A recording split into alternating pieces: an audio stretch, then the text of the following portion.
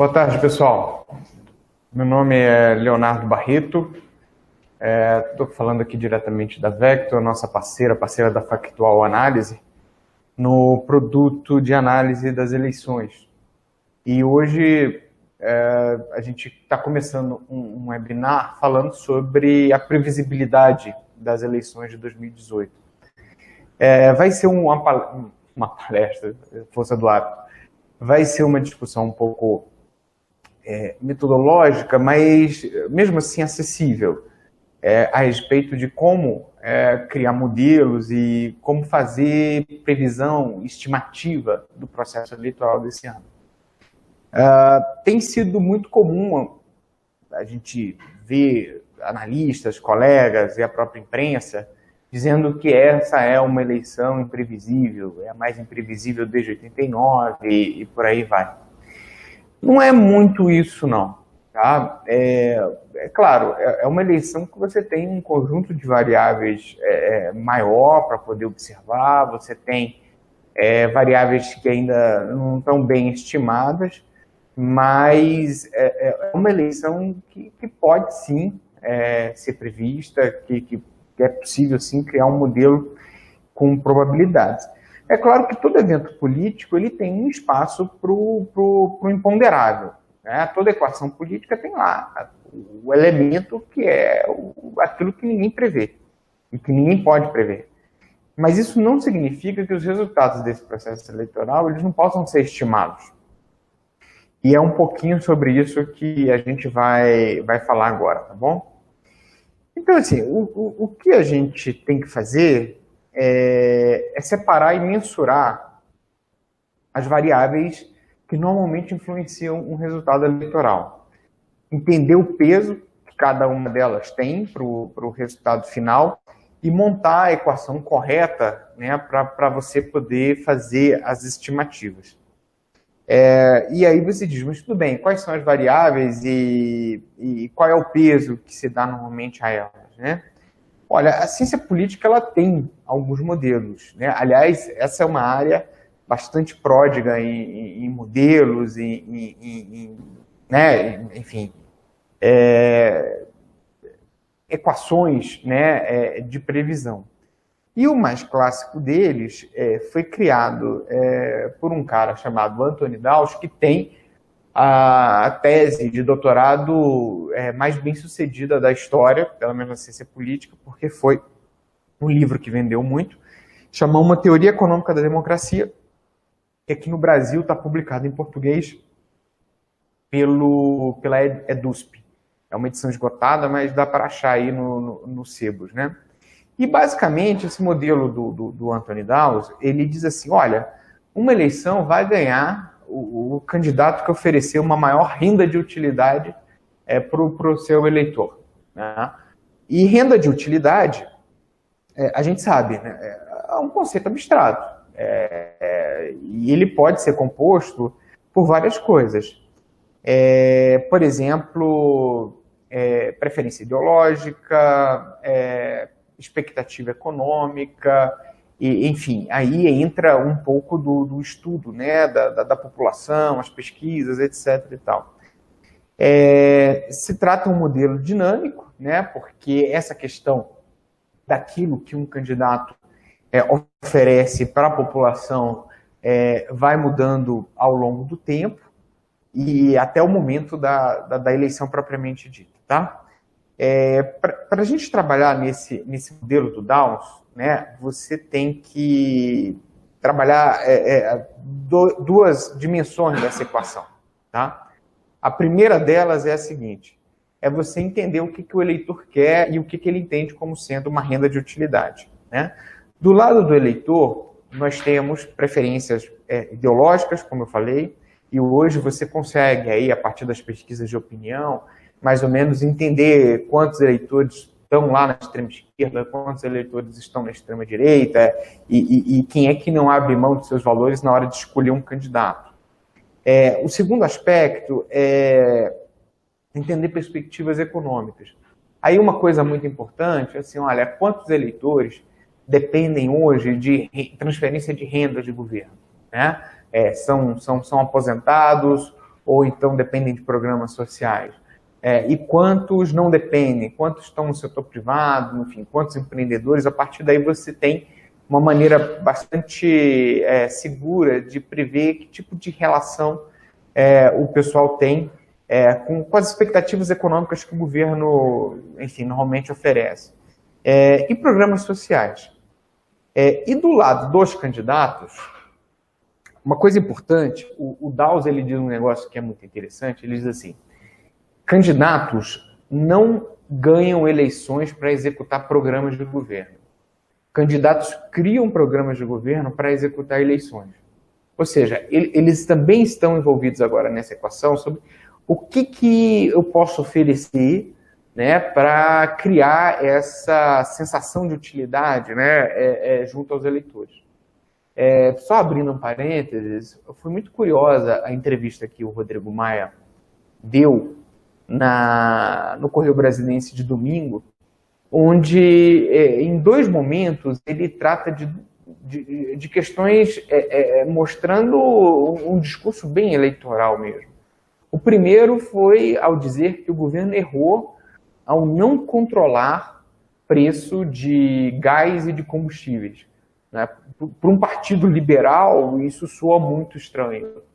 E a segunda coisa foi quando ele disse que o dinheiro arrecadado, além, né, daquilo que havia sido previsto pelo governo no ano passado, deveria ter sido injetado na economia e não ter sido utilizado para ajudar no déficit fiscal. Ou seja, você vê ali que o Rodrigo Maia já está com algum tipo de orientação, mirando, né, algum tipo de eleitor, tentando trabalhar exatamente essa renda de utilidade, né, que o eleitor tem.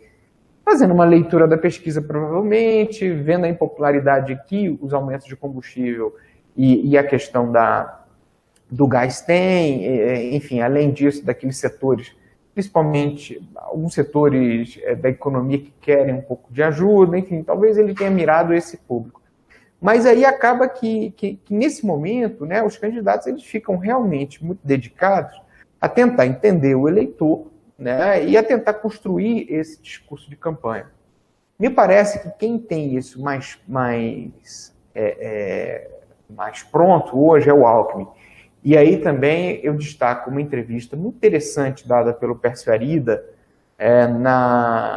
no Estadão também de domingo, onde claramente ele diz lá a conotação, né, do que vai ser a campanha. Vai ser uma agenda econômica liberal e uma agenda na parte dos valores bem progressista, né, de defesa de direitos humanos, etc. e tal, por detrás do conceito de igualdade de oportunidades. E esse é um aspecto muito interessante. Aliás, uma diferença grande entre Alckmin e Maia, né? O Maia, na própria entrevista, disse que vai rodar o Brasil ainda para tentar saber o que o Brasil quer, enquanto que o Alckmin já tem uma agenda bem mais avançada. Enfim, a gente sabe que ele está se preparando já também há mais tempo, né? É claro que aquilo que um candidato pode oferecer também tem alguns limites, né? Por exemplo, uma orientação do partido, né? Você não pode ir muito longe daquilo que o partido normalmente defende. O Ciro Gomes não pode apresentar uma agenda completamente liberal conservadora, porque isso iria contra a tradição dele. As experiências do candidato, e isso tem muita importância na hora de medir a credibilidade dele, a proposta e principalmente também os apoiadores, né? Quem é que vai estar do seu lado. Enfim, isso muitas vezes são elementos que limitam. Então, só para resumir aqui, né? Você teve, de um lado, você tem que entender o eleitor, suas preferências ideológicas e suas expectativas econômicas, basicamente. E do lado do candidato, você tem que construir as suas propostas pensando, né, nesse diagnóstico. Tá? Então, para a gente ir para um momento mais prático, né, dessa nossa conversa. Tá? Olhando pelo lado da conjuntura política hoje no Brasil, né? Aliás, isso é uma coisa muito importante. A atuação do candidato depende também da conjuntura, tá? Por exemplo, vamos dar uma olhada hoje no contexto do Brasil, passando talvez para uma dimensão mais prática. Hoje a gente não tem boas pesquisas, pelo menos não disponíveis publicamente, para você fazer uma avaliação ideológica da população. Tá? A última que se tem é uma do Datafolha, que foi bastante criticada, que dizia que as pessoas eram mais conservadoras nos valores e mais intervencionistas na economia. E a gente não tem razões para duvidar disso, não, né? Mas a pesquisa claramente tinha problemas metodológicos muito, muito sérios. Então, a gente não tem muito boas pesquisas, mas a gente tem um contexto que permite a gente trabalhar algumas hipóteses. Então, o primeiro elemento desse contexto é uma eleição que vai se dar no momento de restrição fiscal, né?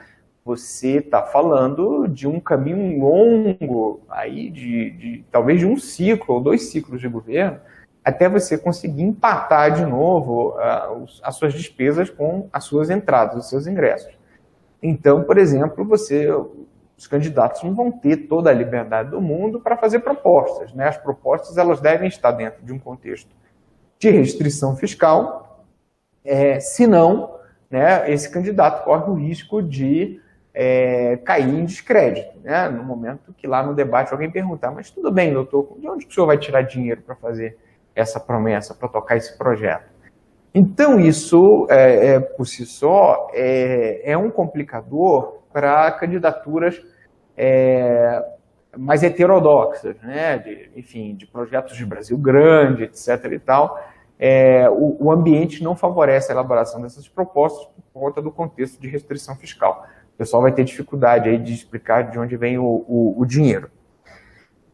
O segundo contexto, e esse é um contexto bem profundo, eu acho até que merece uma reflexão sociológica, que depois de mais de 30 anos aí da Constituição, onde o Brasil viveu um avanço muito grande na agenda progressista, né, de direitos, de cotas, de reconhecimento de minoria, etc. e tal, você está tendo agora um contra-refluxo, né, um contra-refluxo conservador.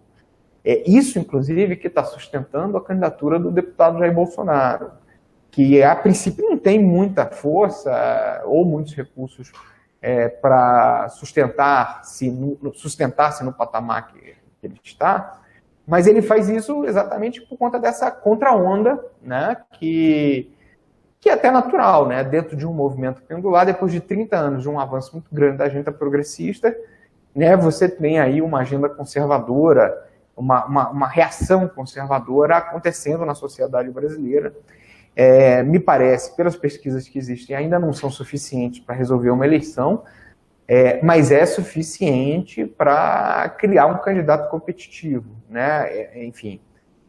O terceiro aspecto, que é muito importante, é ser uma eleição que vai se dar num contexto de recuperação econômica.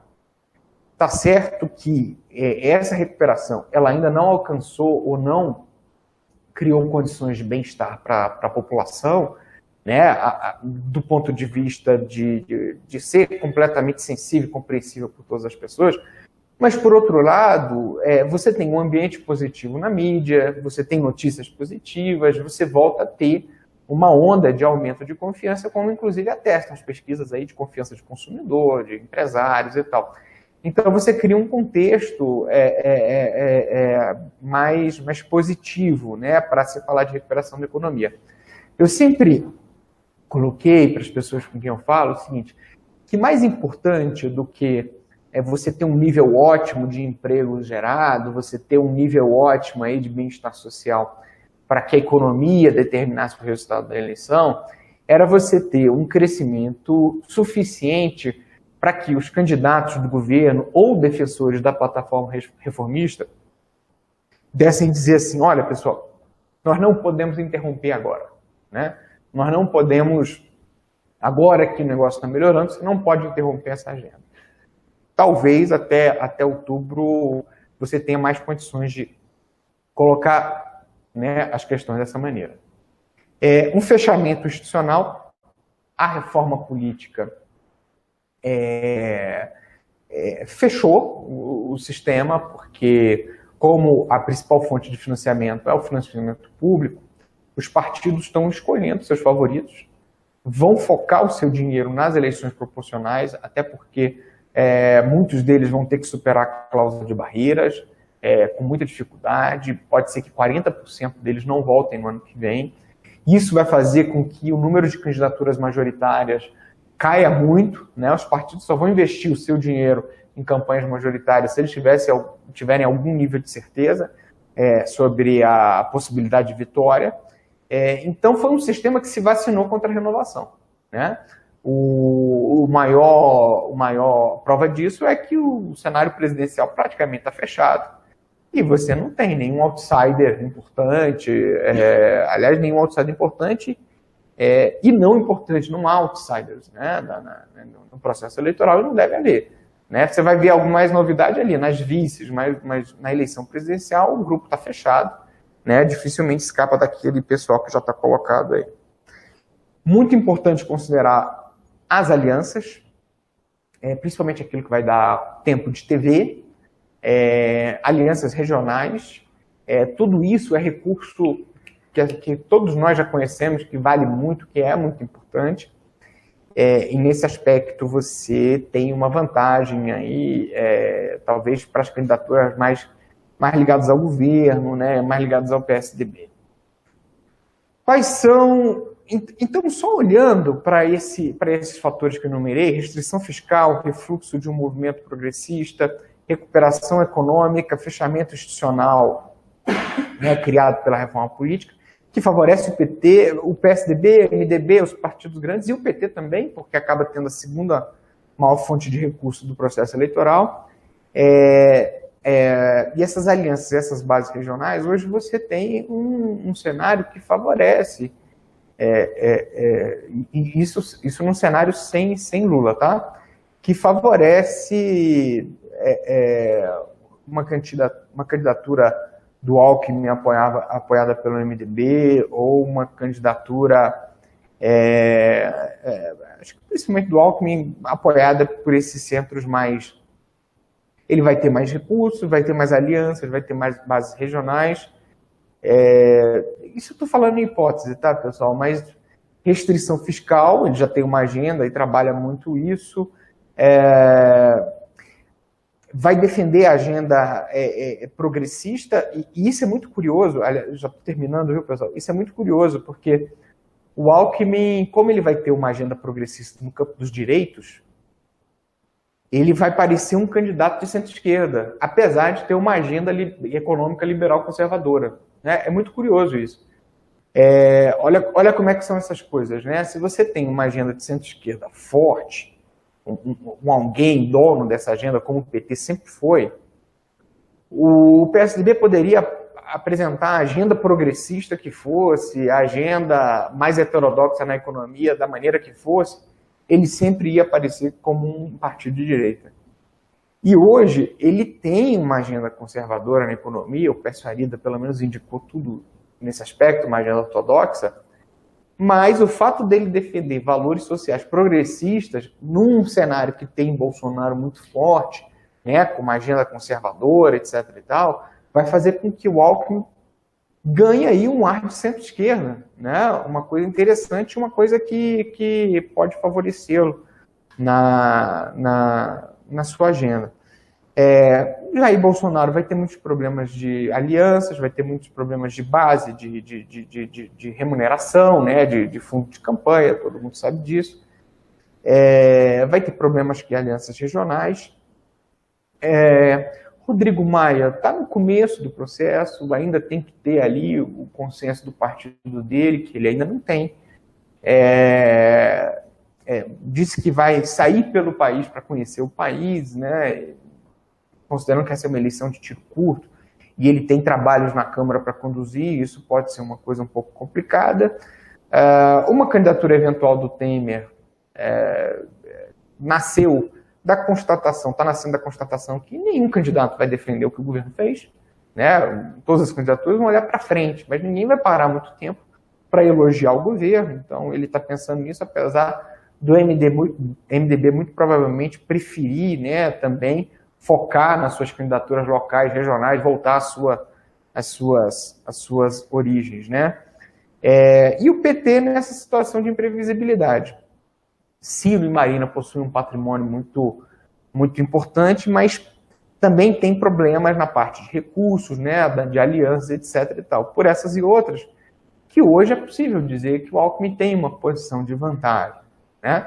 É claro que a gente precisa fazer algumas contas aqui para estabelecer essa estimativa, mas para não ficar em cima do muro, hoje é uma eleição que favorece sim a candidatura do Alckmin, apesar dele não estar pontuando muito bem nas eleições, né?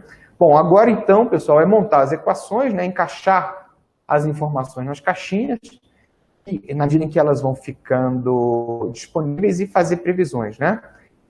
Se vocês quiserem auxílio nesse processo, a Vector e a Factual têm um produto, né, um serviço de informação analítico de eleições, que é muito baseada em dados empíricos e na sistematização das informações que existem para construção de modelos preditivos, né? E também com uma análise muito focada na economia, porque esse é o ponto que interessa uma boa parte de nós. Então, pessoal, foi isso. Eu gostaria de agradecer.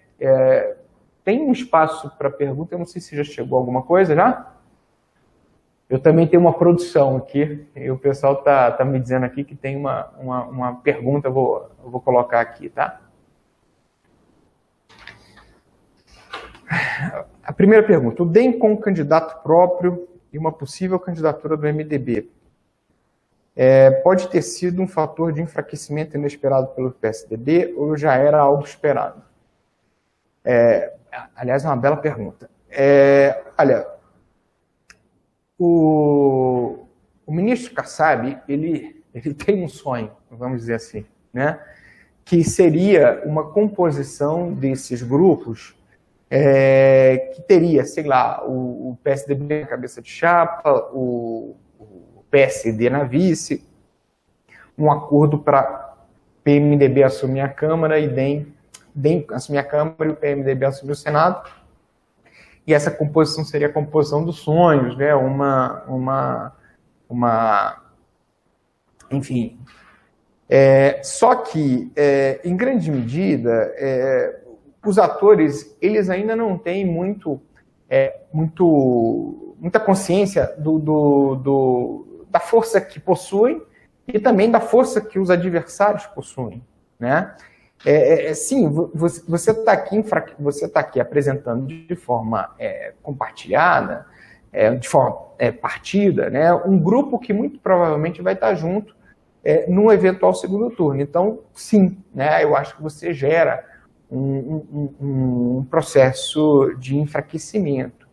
E talvez esse seja um elemento que torna o segundo turno um pouco mais imprevisível, porque você vai ter a centro-direita também bastante dividida, já que a centro-esquerda também já está. Então, sim, né, essa entrada do Maia, inclusive com um discurso populista, né, dependendo se ele confirmar o que houve domingo, e uma candidatura própria do MDB, provavelmente com Temer, eu particularmente acho que o MDB só vai para uma campanha presidencial gastar o seu dinheiro numa eleição presidencial se ele for obrigado a isso. E a única pessoa que tem condição de obrigar o MDB a fazer isso é o Temer. Numa campanha de defesa de legado, vai sugerir o quê? Vai propor o quê? Né? Diferente do que as pessoas já conhecem. Então, enfim, eu acho que está todo mundo aí colocando sua barraquinha na feira para medir ali um pouco, né, o movimento, mas de todos eles aqui, quem tem um projeto mais sólido, e eu acho que isso é importante, lembrando de novo, numa candidatura de tiro curto, né, como essa, o PSDB. Eu acho que os dois que têm uma campanha mais preparada é o PSDB e o Ciro. O PSDB é direita, centro-direita, se eu falar isso, o Alckmin não vai não vai falar mais comigo, né? O PSDB gosta ali da centro-esquerda. E o Ciro mais por mobilização pessoal mesmo, né? Mas em termos de estrutura, enfim, organização e plano, o PSDB hoje está um pouquinho na frente, sim. Tem mais uma pergunta aqui? Mais duas. E aí a gente termina para não tomar muito tempo de vocês. Você acha possível no futuro o PT apoiar Ciro ou Marina? Eu entendo que sim. Até porque o PT vai ter que se reposicionar em relação ao governo. Provavelmente, uma coisa muito importante, né? O PT perdeu, salvo engano, 60% das suas prefeituras na eleição de 2016.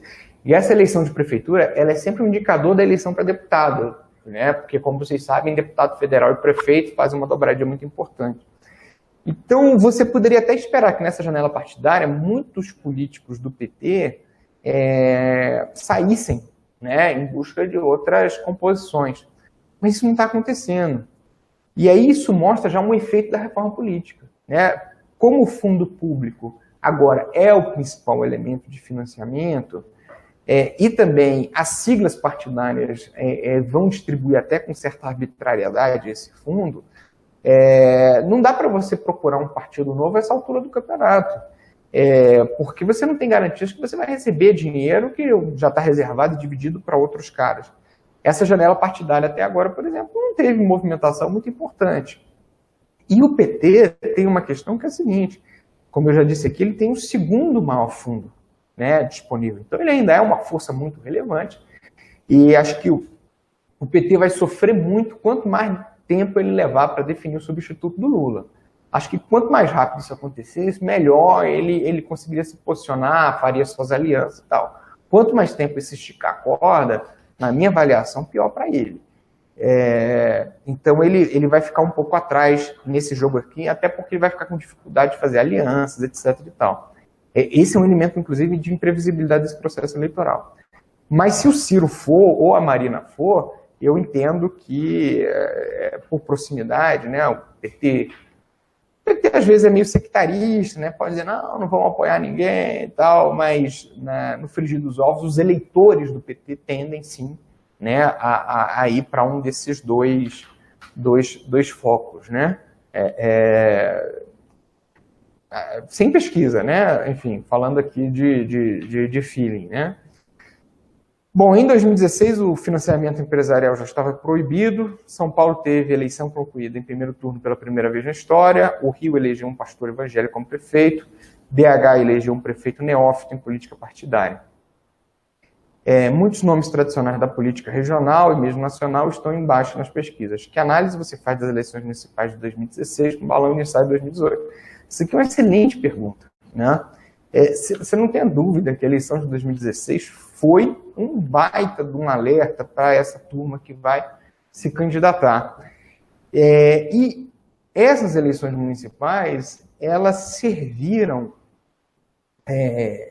para o pessoal fazer a reforma eleitoral, né? Eu acho que não apenas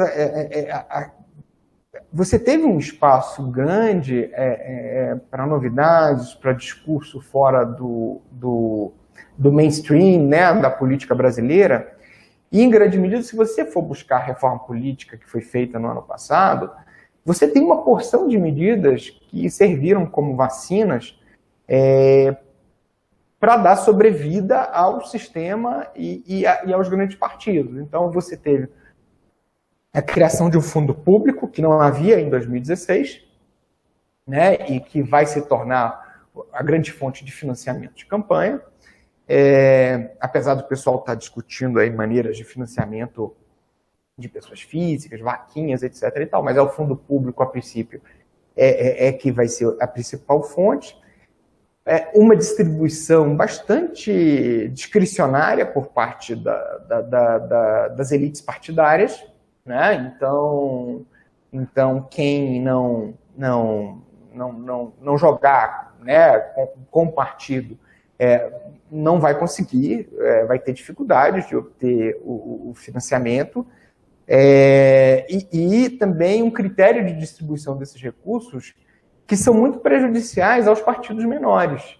Né? Aliás, se você pega e compara a regra de distribuição do fundo partidário com a regra de distribuição do fundo de campanha, ela favorece muito mais os partidos grandes do que o fundo partidário. Então, eu acho que houve uma vacina, né, contra novidades. Então, assim, isso significa que o sistema está blindado? Acho que não, pelo contrário. Eu acho que isso significa, inclusive, que você vai ter uma fricção, uma tensão um pouco ruim. Porque se, por um lado, o sistema político se vacinou, né, contra muitas mudanças, por outro lado, você tem uma sociedade que tem, né, alguma ansiedade, né, nesse sentido. Então, você deve ter alguma tensão até entre o sistema político e por aí vai. Então, assim, enquanto o balão de ensaio serviu para o pessoal fazer e blindar. Agora, duas variáveis, né, se lembra daquele negócio do imponderável que eu falei para vocês? Eu acho que tem duas variáveis ligadas às eleições de 2016 que agem como elementos imponderáveis nessa eleição de 2018. Ninguém consegue estimar. A primeira é nível de abstenção. Tá? Você tem cenários sem Lula que você tem 50% de pessoas dizendo que não vão votar, ou vão votar no Lula, vão votar branco. Isso gera muita incerteza no processo eleitoral, ainda mais se você tiver no primeiro turno, que vai ser decidido ali por diferenças e margens pequenas. Essa variável, a variável da abstenção, é uma variável de primeira grandeza e muito difícil de ser determinada. A segunda variável são redes sociais. Né? Todo mundo pergunta sempre, e as redes sociais? E até hoje eu não vi ninguém que consiga responder direito sobre que tipo de papel, né, ela pode ter. Eu digo que elas já fizeram história, porque Bolsonaro é o primeiro candidato da história das redes sociais. Né? Um cara sem acesso à mídia, sem acesso a um grupo político, sem acesso a nada, pega a carona num movimento contra-progressista, né? Mais conservador, e as redes sociais dão lá a estrutura que ele precisa para ele atingir esse patamar. Então, elas já fizeram a diferença. Agora, como é que isso vai influenciar o voto? Não tem ninguém ainda que tenha uma boa resposta a respeito disso. Pessoal, é isso. Estouramos até um pouco aqui o tempo, agradeço a paciência de vocês. Lembrando que, tanto nessa parceria nossa, né, a Vector, junto com a Factual Informação e Análise, a gente tem um serviço de informação e de acompanhamento sobre as eleições, e a gente vai ter todo o prazer do mundo em dar informações sobre isso para quem tiver interesse, tá bom? Eu desejo um ótimo final de terça-feira, uma ótima semana a todos, e até a próxima. Um abraço.